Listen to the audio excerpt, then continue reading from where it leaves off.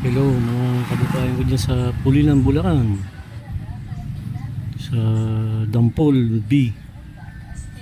Yan po yung ilog na nakikita nyo. Yan ang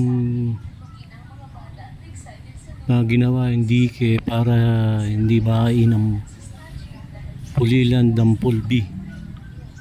Ayan oh. Ang ganda ng ilog oh.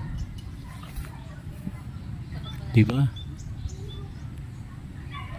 Kaya lang pag malakas ang ulan, talagang mataas ang tubig dyan. Maganda oh. Kaya lang parang di ata nasagad dito sa Gawido.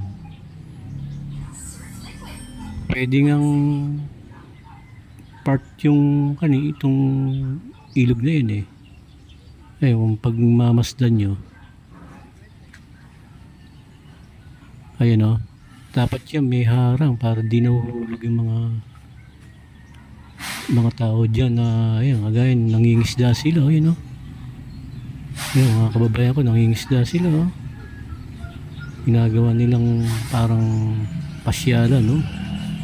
Kaya dapat talaga may harang yun para in case man na hindi sila mahulog sa ilog.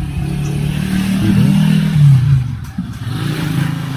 Kaya kung gagandahan talaga o ibubuhos yung pondo dyan, talagang magiging pasyalan ng mga tao yan, no?